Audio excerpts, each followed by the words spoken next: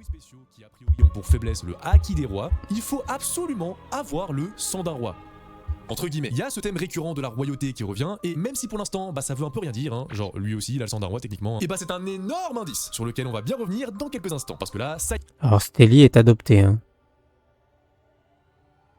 Il est adopté, donc il a pas le sang d'un roi, mais bon.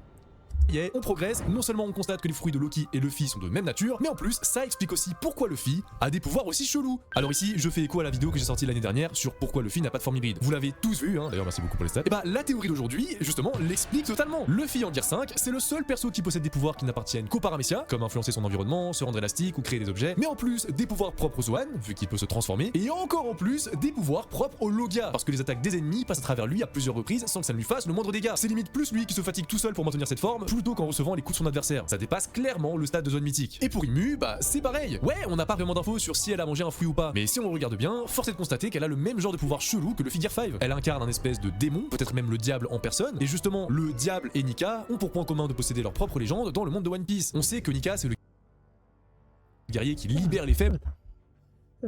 Après Luffy, c'est particulier parce qu'il peut faire tout ce qu'il veut, on le décrit littéralement comme l'imagination devient de la limite. Ouais, en fait, ici, c'est par rapport à ce qu'a imaginé Joy Boy au début. Et pourquoi Luffy n'a pas de zone hybride, etc. Parce qu'en fait, il n'y a pas eu énormément de possesseurs sûrement entre lui et Joy Boy, peut-être même aucun. Et donc, du coup, Luffy a imaginé sa propre façon d'utiliser le fruit. Et il n'a pas été forcément influencé, enfin si, il a été influencé, etc. Mais jusqu'à que son corps finisse par être à la hauteur, donc libérer le Gear 5, entre guillemets, l'éveil, et bien en fait, il a utilisé de plein de manières différentes, comme il l'avait imaginé. Mais en fait, il faut bien comprendre que par exemple les Zoan, comme une forme hybride, etc., en fait, avant l'éveil, c'est juste des utilisations différentes qui ont été faites par des possesseurs précédents qui ont fait évoluer le fruit. Ouais, voilà, il n'a pas été éveillé depuis 800 ans. Il a pu être peut-être mangé sans être éveillé. Et que les gens ont utilisé ce fruit de la façon dont Luffy le faisait.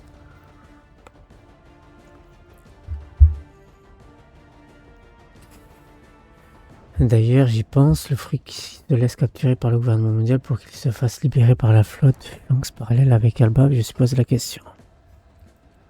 Peut-être, ouais. Hein. Peut-être, hein. Ça pourrait être marrant. En vrai, c'est sympa. Ouais, mais bon, après, tu vois, il y a Roger qui s'est laissé capturer. Mais ouais, ça pourrait être marrant.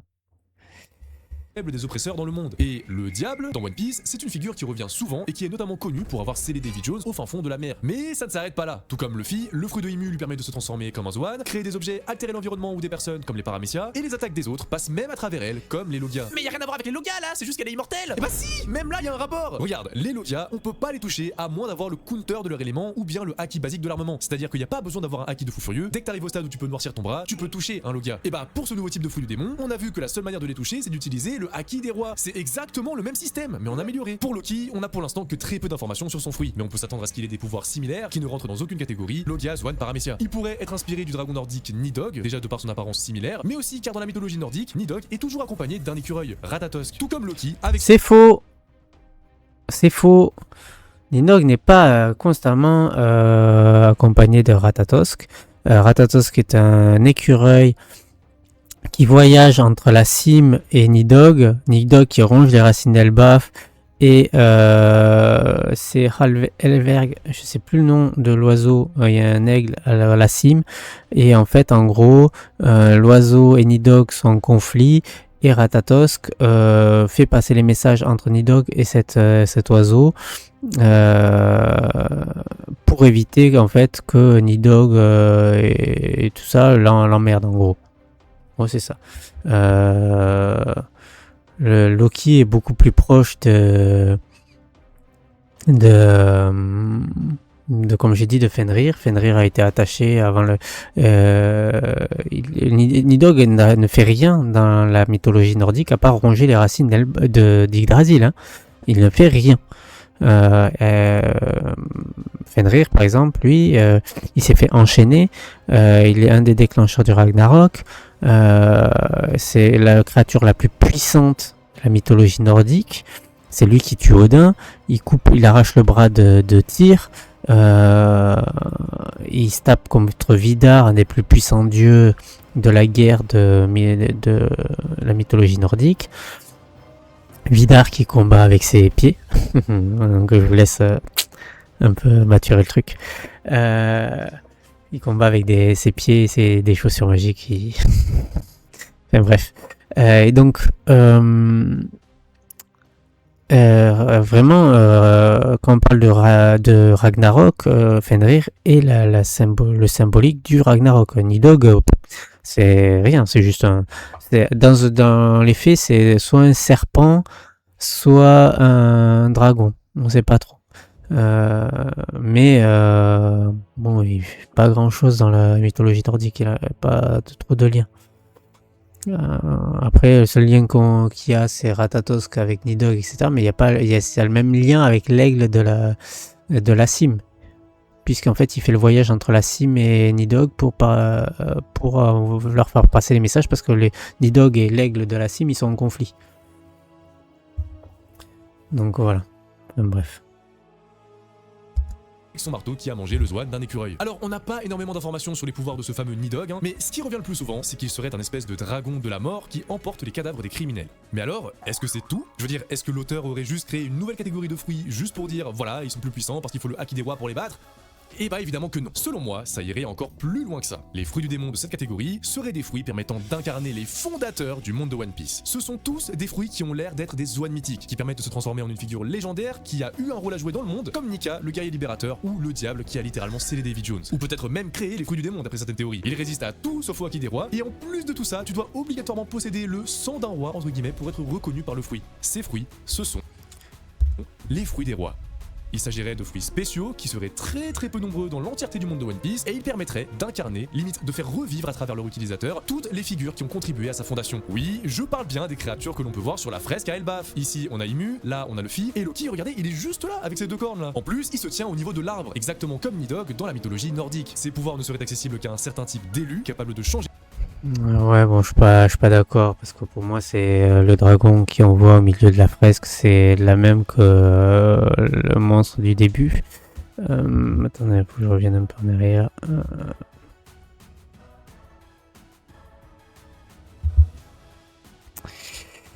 Hop. Très peu nombreux dans l'entièreté du monde de One Piece et il permettrait d'incarner, limite de faire revivre à travers leur utilisateur, toutes les figures qui ont contribué à sa fondation. Oui, je parle bien des créatures. Là, je pense que la créature à gauche, tu vois, il y a les deux cornes aussi. En fait, c'est une autre forme de la créature de Ymue, en fait, pour moi. Parce que tu regardes Ymue à gauche, elle a aussi les deux cornes, hein, les mêmes yeux rouges, etc. C'est pas Loki, hein. C'est pas Loki. Et on le verra bientôt que c'est pas Loki. On verra, pour moi, il a le fruit de Fenrir et c'est pas. En fait, là où je suis pas d'accord dans ce qu'il dit, c'est que en fait, les fruits mythiques, c'est juste la différence entre les fruits standards et les fruits. C'est juste l'imagination et le nombre de facteurs de lignage qu'ils ont mis dans le fruit. En fait, c'est juste qu'il y a des fruits du démon qui sont plus puissants que d'autres. C'est tout. Et des gens, ils ont imaginé juste d'être une girafe. Et il y a des gens, ils ont imaginé d'être un dragon légendaire qui contrôle les éléments. Ou peut-être un loup qui puisse... ça sera un loup géant qui pourra agrandir sa taille. Et d'autres trucs. C'est ça, en fait. En fait, ce qui importe, c'est le départ. Combien de facteurs de lignage a le fruit. Parce que le facteur de lignage, c'est tout ce qui vit. Mais c'est pas forcément des animaux. Il y a aussi les éléments, il y a aussi parce que c'est dit, Vegapunk a découvert le facteur de lignage de tout ce qui vit, de tout ce qui est la Terre. Et il y a aussi Zoro qui entend les pierres respirer, etc. Donc qui est comme s'ils avaient une voix. Donc c'est qu'il y a un facteur de lignage pour tout. Donc, Vegapunk n'a pas réussi à reproduire les Logia, etc. Parce qu'en fait, les Logia, c'est le facteur de lignage de l'air ou des trucs, donc c'est peut-être beaucoup plus compliqué à extraire. Tu vois, l'air, le feu, machin, etc. Mais tout a un facteur de lignage. En gros. Et donc, en fait, si tu mélanges tous les facteurs de lignage divers, c'est-à-dire que, par exemple, le facteur de lignage d'un chien coq avec du feu, avec de la glace, avec des trucs comme ça, tu obtiens le fruit, le fruit de Yamato, par exemple. Tu vois.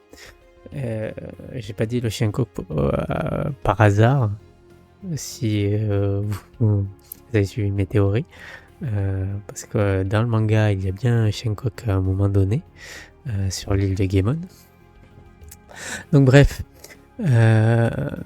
voilà, c'est pour moi, voilà, tu mets un mixte, un animal avec un mix de facteurs de lignage, tu le mets dans un fruit, tu mets le facteur de lignage d'éléments, etc. et tu obtiens un fruit du démon beaucoup plus important. Et oui, sûrement que ces fruits du démon ont été faits pour des personnes qui étaient beaucoup plus élevées socialement, etc. dans le truc, mais c'est pas une autre catégorie, c'est la même en fait. C'est la même que les Zoan. Après, je pense aussi que en fait, ils ont classé les fruits Zoan, Paramecia et Logia, mais qu'en fait, il n'y a pas spécialement de différence en tant que telle au fond. C'est juste l'utilisation qui a varié et est-ce qu'il y a dans les Zoan, il y a du facteur de lignage d'animaux, dans les Logia des facteurs de lignage d'éléments et dans les Paramecia c'est plus de quelque chose d'autres matériaux. Hello ingénieur, ouais, la React a été faite. J'ai fait la règle du chapitre, j'ai fait aussi l'analyse un petit peu, et là on réacte une vidéo, donc c'est le 4e fruit du démon, on est en train de parler de ça. Mais là, maintenant à partir de ce live, ça va finir sur YouTube. Donc tu pourras suivre. Savoir que, attends, je vais te mettre mon lien Discord. Tu peux venir si tu veux, et en fait tu as l'alerte tu auras les alertes chaque fois que je vais stream. Donc c'est tous les dimanches à 20h30, enfin tous les dimanches où il y a un chapitre qui sort à 20h30, je le fais. Voilà. Mais tu pourras rattraper tout ce que j'ai dit, soit sur YouTube, soit sur Twitch. Et alors, je vais laisser la vidéo de toute le truc, mais sur YouTube, je vais pas faire du montage, mais je vais couper les vidéos. Donc tout ce que tu voudras voir, tu pourras le voir directement sur YouTube, voilà, sans t'embêter. Bon, on va continuer la vidéo. Que l'on peut voir sur la fresque à Elbaf. Ici, on a Imu, là, on a Luffy, et Loki, regardez, il est juste là, avec ses 2 cornes là. En plus, donc là, c'était pas Loki, pour moi, c'est Imu aussi. Dans la mythologie nordique, ses pouvoirs ne seraient accessibles qu'à un certain type d'élu, capable de changer le monde, et ça serait ça qu'on entendrait par l'expression sang des rois. Ce qui, comme par hasard, est très proche du concept même du haki des rois. C'est pour ça que les deux seraient liés. Le haki des rois, c'est une personne. Alors, il faut bien comprendre que quand il dit ça, attendez, je vais revenir sur. Il me semble que c'était je sais plus quel chapitre c'était, je crois que c'était le précédent, juste avant. Tac, je vais mettre je crois que c'est 1170. Est-ce que c'est le 1170? Attendez, hop. Je vais le remettre. Je vais remettre la page. Juste ça, hop, je le baisse, ok, et un contre-cœur. Il me semble que c'est ce chapitre-là. Quand il dit ça, c'est pas par rapport au fruit du démon. C'est après. En fait, là, il a mélangé deux choses. Il a mangé le fait il a mangé le fruit, montre la puissance, etc. Et le fait qu'il ait que le sang des rois coule dans ses veines. Parce qu'en fait, ça, il le dit par rapport au Haki des rois qu'il projette. Mais c'est pas parce qu'il a le Haki des rois, etc., qu'il a le fruit du démon ici. C'est deux choses distinctes, entre guillemets. Il méritait de le fruit, certes. Il a le Haki des rois. Mais il dit ça par rapport au Haki qu'il projette. Le fait qu'il ait réussi à fracasser, à le fracasser. C'était deux choses distinctes. C'est pour ça que là, je suis pas très d'accord avec ce qu'il dit. Voilà. Personne sur 1 million qui le possède, car c'est seulement les personnes dignes d'être les rois du monde qui ont le privilège d'utiliser ces pouvoirs. Et parmi ce 1 sur 1 million de personnes, les fruits des rois font le tri pour choisir la personne la plus digne de les manger, peu importe si ça prend 100, 300 ou 800 ans. Et du coup, on en revient à oui, non, c'est tous les fruits qui choisissent en fait. Puisqu'on a la preuve avec Teach qui a dit que le Yami no Mi l'a choisi et que le Gorosei parle des Zoan qui choisissent. Pas que du fruit de Nika. Et donc, voilà.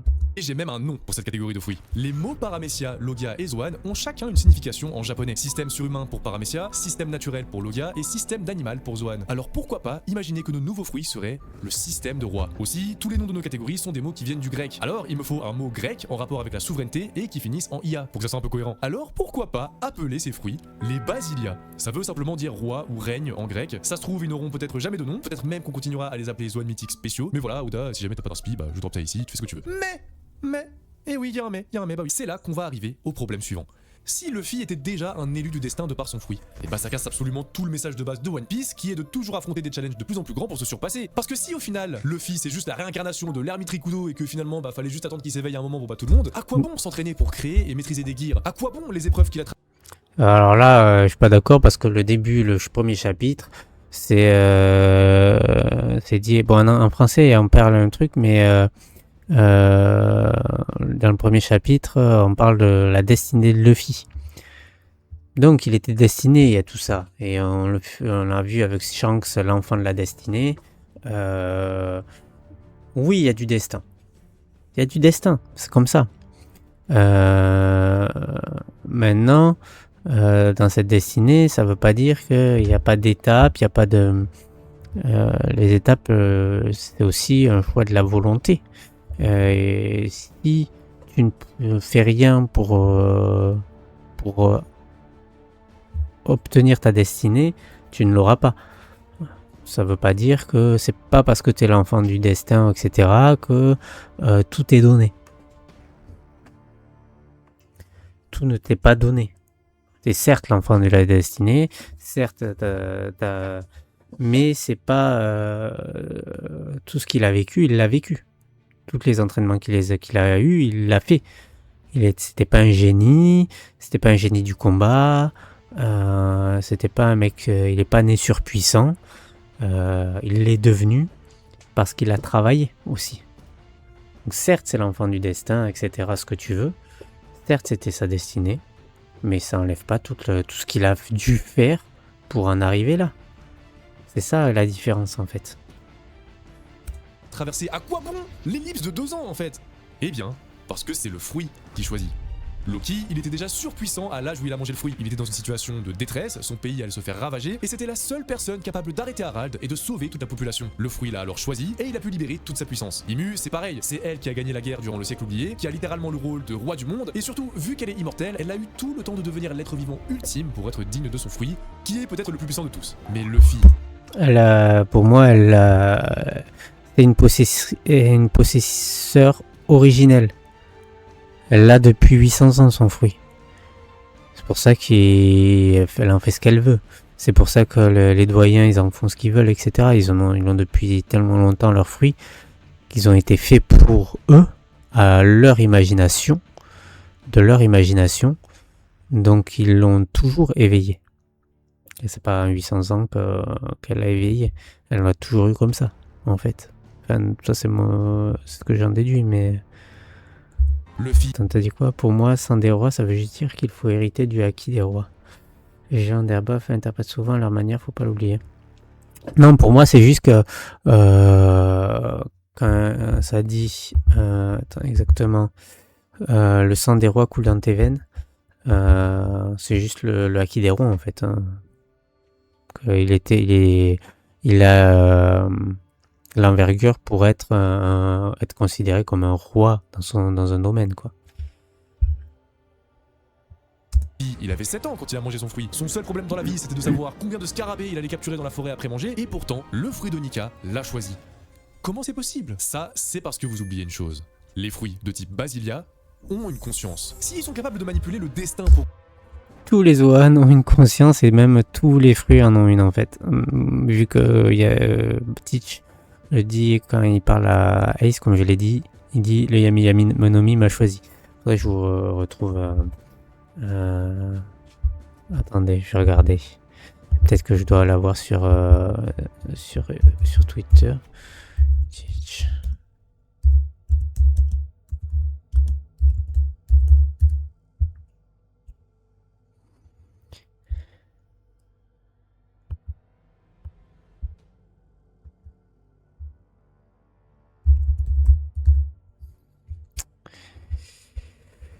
Hop, je regarde ce que j'ai trouvé.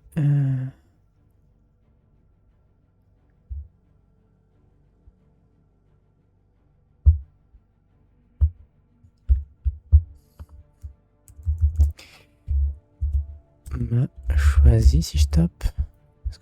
Ah voilà. Je vais vous mettre la. Est-ce que vous l'avez? Non. Hop.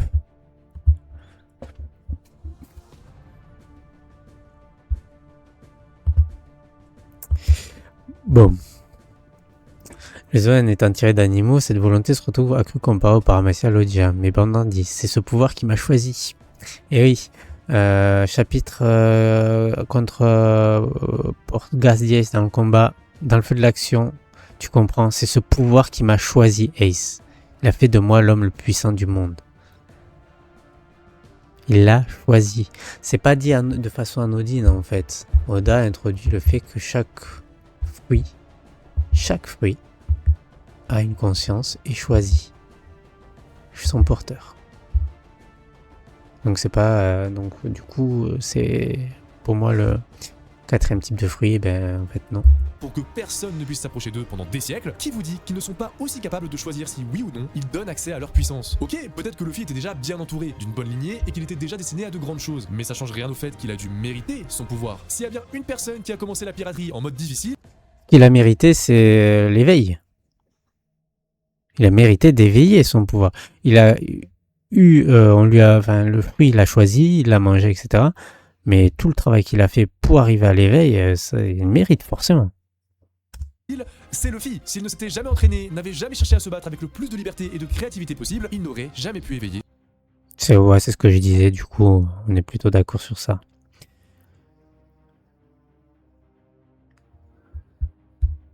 Mais du coup, le fruit de l'axolote qui a choisi d'être une expérience de César. Alors là, c'est peut-être différent, tu vois. Parce qu'au final, le fruit s'est réincarné. Et en fait, là, quand le fruit il est utilisé de cette façon-là, c'est peut-être pas un choix du fruit, tu vois. Je pense que le fruit, c'est d'être mangé par une personne. Dans tous les cas, il finira la personne qui l'a choisi. C'est pour ça qu'en fait, même si tu vois, en gros, le fruit va finir, ou peut-être que il était destiné à finir dans une arme, tu vois. Mais ouais, peut-être. Vu que chaque objet a une volonté, peut-être qu'il y a un truc comme ça où le fruit était destiné à finir dans une arme déjà. Qui sait? Et son pouvoir. Et c'est seulement une fois devant son adversaire le plus puissant, aux portes de la mort, que le Hitohito no Mi modèle Nika a pu enfin le reconnaître digne d'utilité. Aux portes de la mort, même mort, faudrait dire. Il est mort, son cœur s'est arrêté de battre. Les onomatopées dans le manga le disent. C'est l'onomatopée du silence. Il n'y avait plus de bruit. Le cœur battait plus. Son véritable potentiel. Maintenant, la question qui nous reste, c'est est-ce qu'on en a déjà croisé d'autres des fruits du démon comme ça? Est-ce que quelqu'un qu'on connaît en possède un depuis le début? Je veux dire, si on regarde la fresque, on dirait qu'il reste encore une créature inconnue. Moi, je pense à Barbe Noire, qui est techniquement le seul perso avec les 3 autres. L'autre monstre, c'est Redline en fait, hein, parce que on voit que il est relié à un monde souterrain, il y a un monde dans lui. C'est plus donc du coup une représentation de Redline. Pouvoir changer le monde durant l'arc final. Mais on peut aussi penser à Mihawk qui étrangement a les mêmes yeux que Imu. Voilà. Donc dites-moi ce que vous en pensez en commentaire. Merci d'avoir regardé la vidéo. Et je te vois à partir de là. Tu vas rester ici s'il te plaît. N'oubliez pas, j'ai dit que j'avais besoin de vous au début de la vidéo si vous avez suivi. Donc s'il vous plaît. Donc là, bon, pour conclure un petit peu, bon, il a dit des choses pertinentes sur certains trucs, mais par rapport au 4ème fruit, non. Pas d'accord. Et sur la vision des fruits qu'il en a. Mais voilà, je pense que j'ai tout dit sur ça. Je pense pas qu'il y ait de 4ème type de fruits. Il y a même les trois types, en fait, les frontières sont beaucoup plus vagues que ce qu'on pense, puisqu'en fait, par exemple, Katakuri est dans une catégorie de Paramecia, mais presque Logia. C'est tout son fruit et il peut faire repousser un bright. En fait, c'est la preuve qu'en fait, la frontière entre les types, elle est un peu factice parce qu'elle est, elle est limitée par l'imagination du départ, mais en fait, suivant l'utilisation que tu en fais, tu deviens proche de quelque chose qui est, ça peut être un Zoan ou un Logia, etc. etc. Pareil, par exemple, Ener, il contrôle la foudre à la fin, il devient presque un dieu de la foudre. Ça forme un peu Bouddha, dieu de la foudre, etc.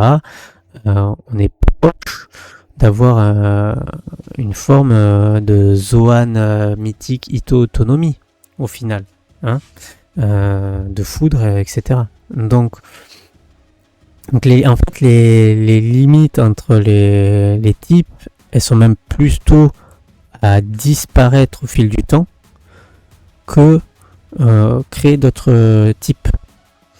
Il y a des fruits originels qui ont été créés, imaginés au début. Les personnes qui les ont créés et mangés au début les ont eu éveillés dès le départ. Ils en faisaient une utilisation. Ces personnes-là sont mortes.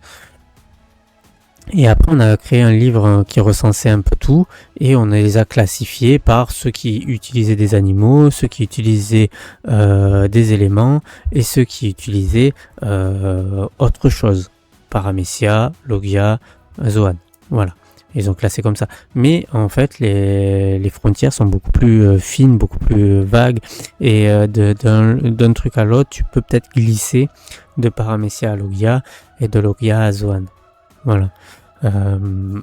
Proche au moins dans l'utilisation que t'en fais.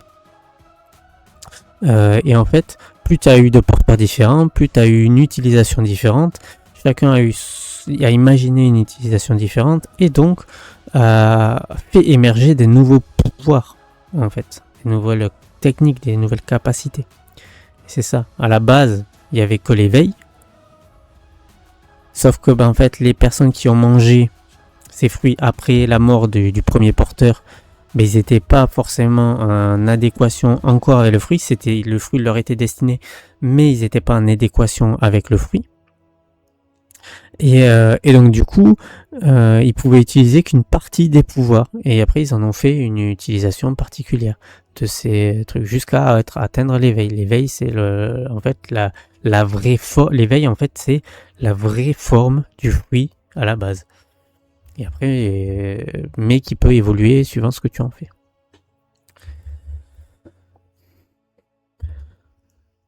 Galdino aussi, en vrai, les paramécia productifs. Ouais, paramécia productif, on est plus proche du Logia, quoi, hein, Mr. Tree, etc. Je pense que Mr. Tree, s'il éveille, il va peut-être devenir de la cire. Donc devenir quasiment un Logia au final. Comme Katakuri au final. Tous les productifs sont plus proches d'être des Logia que peuvent être des Logia de leur truc. Voilà.